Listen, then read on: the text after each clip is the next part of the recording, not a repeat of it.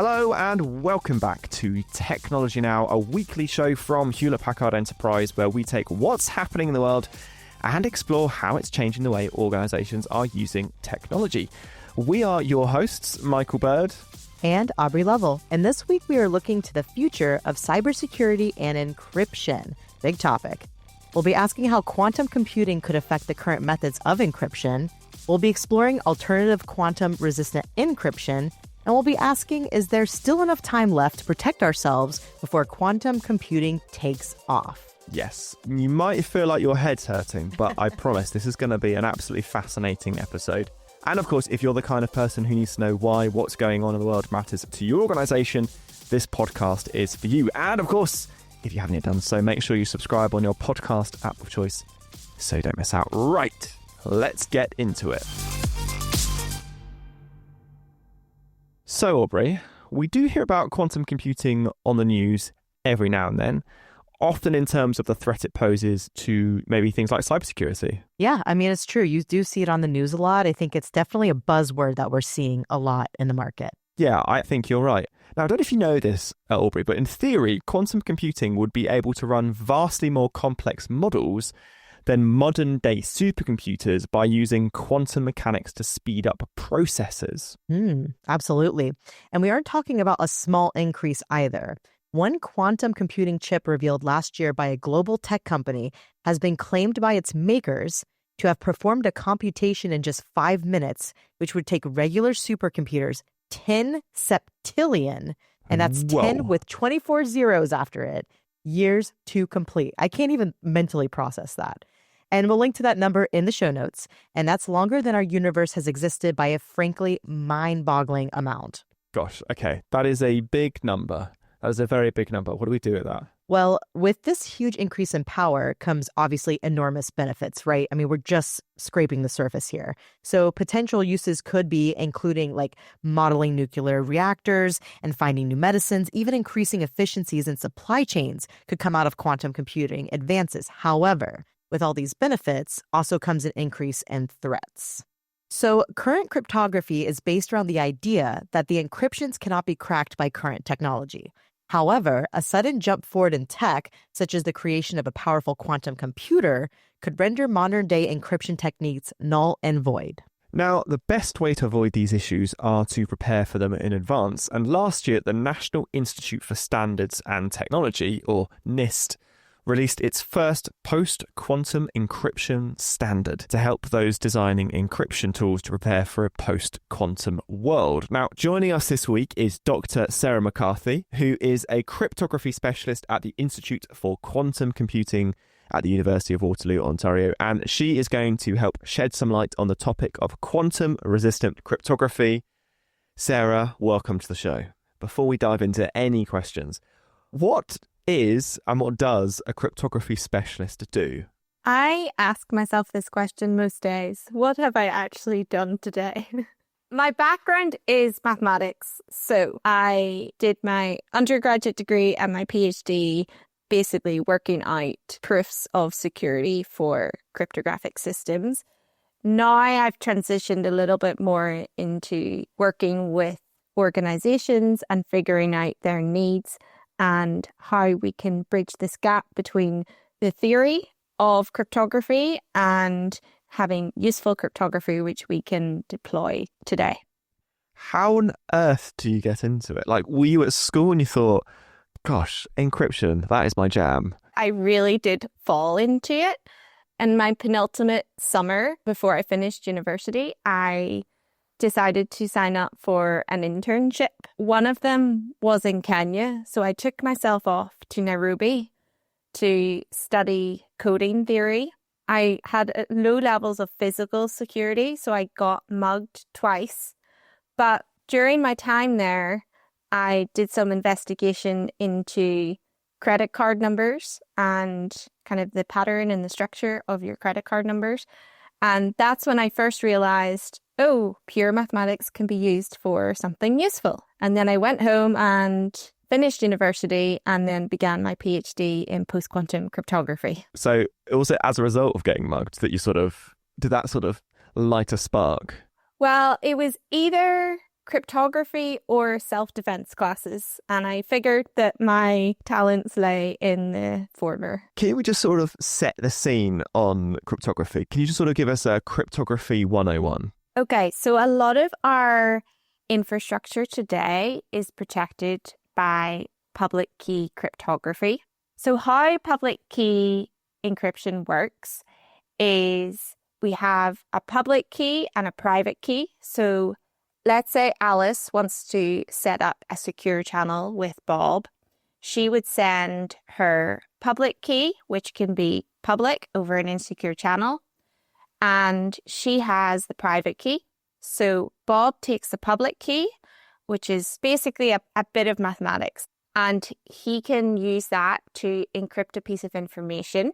He sends it back to Alice, and because of the nature of the algorithm, if any bad actor reads Bob's encrypted data, they shouldn't be able to decrypt it and make any sense of it. And then Alice, because she has her private key, which is related to the public key, she can decrypt what Bob has sent, and they can then encrypt large amounts of data between them without having fear of someone else reading it. And correct me if I'm wrong here, but it's sort of to do with prime numbers? So RSA is one of our public key cryptography algorithms, and it is based on the difficulty of factoring products of large prime numbers. So let's say we have 13 and 19. Those are private key. No one can know those numbers. These are both large prime numbers, large in that it's hard for us to compute them in our head, to compute the product and factor it. So using a calculator for me is 247. For us as a regular person, it's a hard problem to factor 247. And that is particularly hard because 13 and 19 are prime. We can't start kind of breaking this down. But then if we go back to the primes and we take even larger primes and get them so large primes that are so difficult that when we multiply them together, a regular computer today has a hard time finding the factors.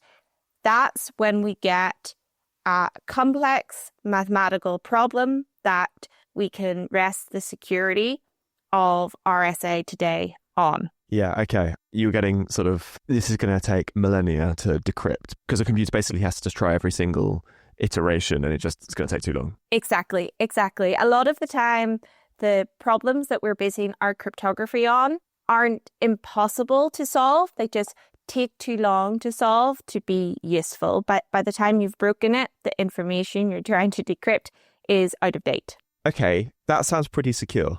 So why are we talking about quantum computing as it relates to cryptography? Like, what's the issue here with current cryptography?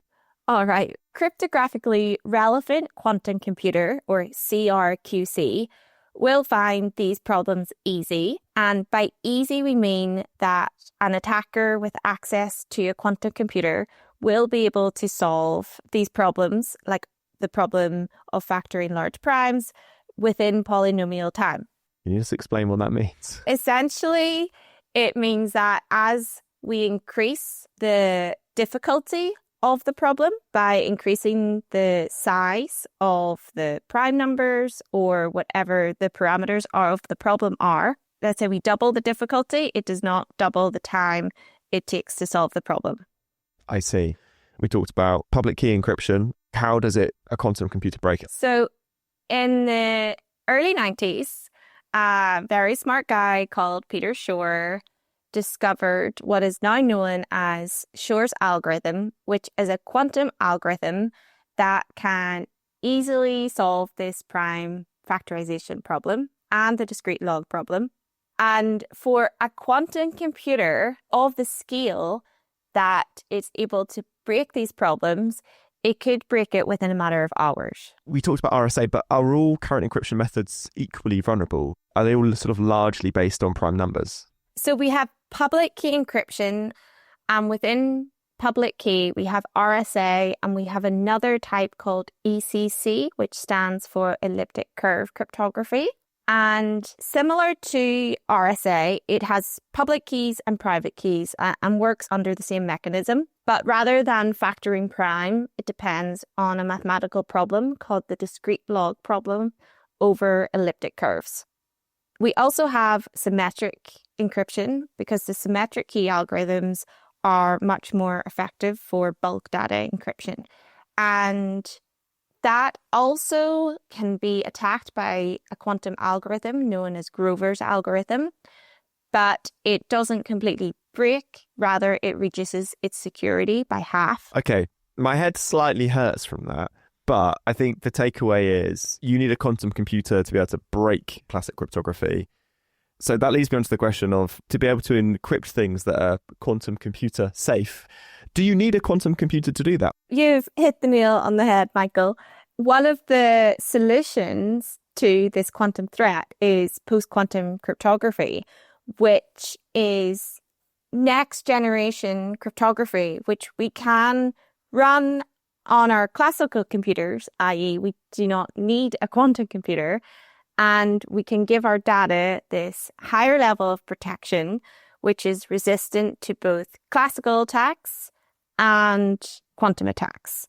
Thanks so much, Sarah. This is a huge topic and, it's already blowing my mind a little bit. And we've really only set the scene so far, so I cannot wait to find out more later in the episode. All right, then. Now it's time for Today I Learned, the part of the show where we take a look at something happening in the world that we think you should know about. Michael, what have you got for us this week? Okay, Aubrey. So do you remember last year when there was an enormous solar flare which led to auroras all over the world? Did you see any down where you are in Florida? We actually did. This was really crazy. I remember kind of like setting my alarm to go out to see it at night. Yeah. And for us, it was almost like, I know like traditionally we always think it's like the green, that you see, but down here it was actually like a purple pink. It was insane. It's kind of cool. Yeah, I was very fortunate to have a newborn who was waking me up quite early. So I had many opportunities to look out of the window when that was happening because I was waking up at like 2 a.m. or whatever. Anyway, it's long been known that other planets also experience the auroras, not just Earth. And there are plenty of photos you can find online of auroras on Saturn and Jupiter. However, a photo was recently taken which shows something quite special. This is the first photo of an aurora taken from the surface of another planet. On March the 15th, 2024, a solar flare from the sun led to a gigantic corona mass ejection. That's an explosion of gas and energy which carries highly energized particles from the sun out into space. When this corona mass ejection, or CME to the cool kids, slammed into Mars, it did what was expected and caused an aurora. And on the surface of the planet, the Perseverance rover was looking up and saw the aurora. Now, we've got a photo in our script, and we will link to it in the show notes if you want to check it out yourself. But the photo shows the same patch of sky with the aurora and without. If I'm honest, it does just sort of look like a grainy photograph. It does. But I imagine there were some very excited scientists who saw that photo. Now, taking the photo itself was a feat of cooperation, requiring multiple teams to predict in advance where to point the camera, as well as those who had to watch the sun and predict when the right CME was going to occur. When the flare and CME occurred, a message was sent to prepare for impact, and several days later, when the CME arrived and turned the Martian sky green, Perseverance was ready and waiting to capture it. That is actually really cool. And it almost makes me wonder, when's the next time that this is going to happen? Because I think you see on the news a lot around us having more of a frequency around solar flares. Mm-hmm. And that actually also impacts technology. It does, yeah. So I'd love to see us talk a little bit more about that as well, maybe in a future episode, because we're even seeing alerts sometimes with the solar flare. It's navigation won't work, GPS is going to malfunction, et cetera. It's really interesting. Yeah. And it is impacting our day to day. So how do we address solar flares as they come up? I agree. All right. Well, now it's time to return to Michael's conversation with Sarah McCarthy to find out just how encryptions are designed to be quantum resistant. Okay, so this new sort of method of cryptography, post-quantum cryptography, is it harder to encrypt? Does it take more computing power to encrypt? I'll talk a bit about what these post-quantum algorithms look like, and that will kind of answer your question. So rather than basing it on the difficulty of factoring products of primes, we are basing the security on much more complex areas of mathematics. We are moving into abstract algebra, things that turn your brain inside out when you think about them. And because of this, the computation is a lot heavier. So it'll take a lot more time and resources to generate the keys, encrypt and decrypt. It might be a delay of a second or 2 seconds if you're using it for a real-time application. That's not really acceptable. But researchers have been doing a lot of work on this in improving like the efficiency of how these algorithms run. So last year, I think the National Institute of Standards and Technology, NIST, released the first post-quantum standards. You and I talked 4 or 5 years ago, and I think this was like bubbling away. So what do those standards say, and what's the impact of NIST releasing these standards? This is a really exciting time. I think up till now, there's been a lot of raising of awareness among like large companies who are maybe not tech companies, but certainly have secure data, such as within the financial sector, critical infrastructure, telecommunications. And I have been talking to many representatives from these different industries, but there's always been this, let's wait until the standards are released. But now we have standards. We don't have to wait anymore. There are no excuses, and we can start thinking about integrating these new mechanisms into our networks. The NSA, which is the National Security Agency in the US, recently set some deadlines for their own kind of government departments, and they expect a full migration to post-quantum security by 2035. So I think this is another thing that can kind of light a fire for some people. They realize if these governments are starting to make the moves, then maybe they should as well. I'd love to just sort of ask you about the steal now, decrypt later phrase that I've heard a few times. Like, can you explain what it is and explain why it's maybe a conversation that should be being had today? I like to refer to it as harvest now, decrypt later. What it is let's say we have a bad actor who wants to, steal national secrets or some long life data that is still going to be useful to them in 5 or 10 years when they have a quantum computer. So they can steal, store, harvest this data, and it's encrypted using our traditional cryptographic techniques. But if they had a quantum computer, they may be able to decrypt it while that information is still useful. And when do you think we'll see it being used, I guess, by like the general public? When will it just basically be part of the fabric of how we interact with our technology? So I'm going to blow your mind that you may already be using some of it today. Oh, wow. Okay. Some large companies within the US have already trialed and moved on to deployment of these post-quantum algorithms in browsers, in messaging services. How serious do you think it would be when a publicly accessible quantum computer is available? I mean, generative AI, from a sort of standard consumer's perspective, basically appeared overnight.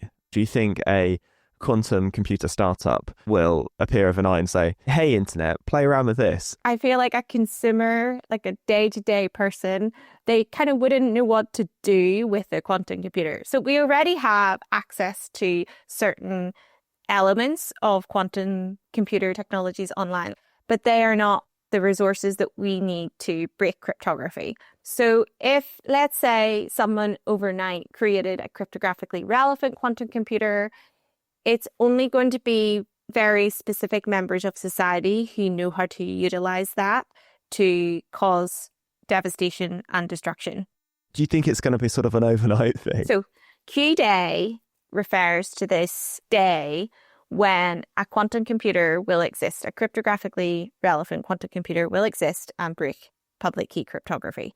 In fact, on that point, Q-Day could have already passed, because it's likely that the first CRQC will be by a state actor, and they're not going to post online about their development of a quantum computer. Yeah, there's an incentive there to not shout about it and to keep it quiet for as long as possible. So how scared or excited or indifferent should we be of a post-quantum world? I see it as an opportunity to overhaul our cryptographic infrastructure. And there's also this ability to create a sense of what's known as cryptographic agility, which means that if we do need to upgrade, like I dare say there will be new classical attacks, quantum attacks, maybe something else that we can't yet see on the horizon. But if we have used this upgrade as an opportunity to facilitate future upgrades, it's going to make our lives a lot easier and the process more seamless. Thank you so much, Sarah. I really do find this topic really fascinating as it involves, looking at the future rather than just being reactionary. And by the time a quantum computer is built, which could break our current encryptions, it would be far too late to fight back. So this sort of research and development really is important and stunningly ahead of its time. Okay, so we're getting towards the end of the show, which means it's time for This Week in History.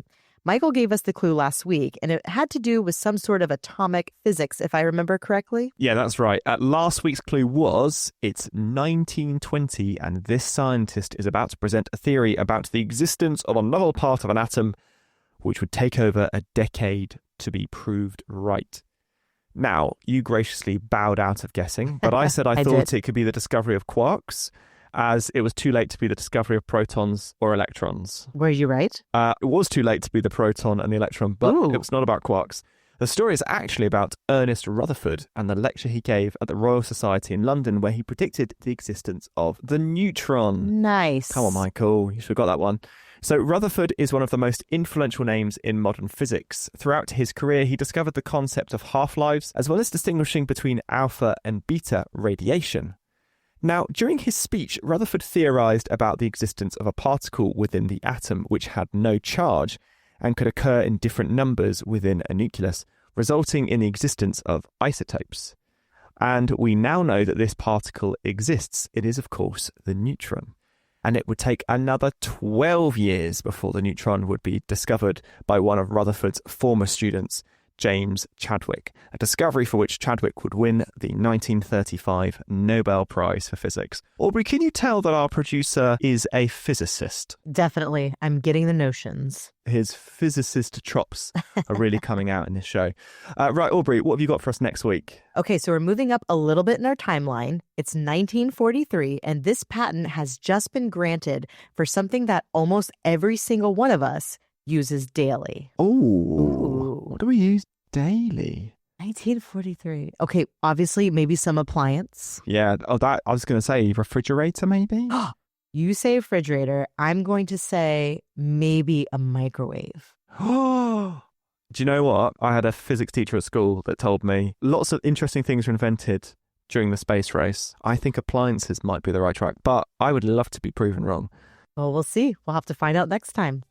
And that brings us to the end of Technology Now for this week. Thank you to our guest, Sarah, and of course to our listeners. Thank you so much for joining us.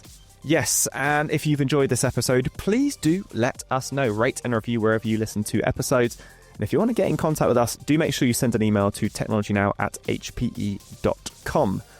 Technology Now is hosted by Aubrey Lovell and myself, Michael Bird, and this episode was produced by Harry Lampert and Izzy Clark, with production support from Alicia Kempson-Taylor, Becky Bird, Alyssa Mitri, and Renee Edwards. Our social editorial team is Rebecca Wissinger, Judy Ann Goldman, and Jacqueline Green, and our social media designers are Alejandra Garcia and Ambar Maldonado. Technology Now is a Fresh Air production for Hewlett Packard Enterprise, and we'll see you at the same time, the same place next week. Cheers. Bye for now.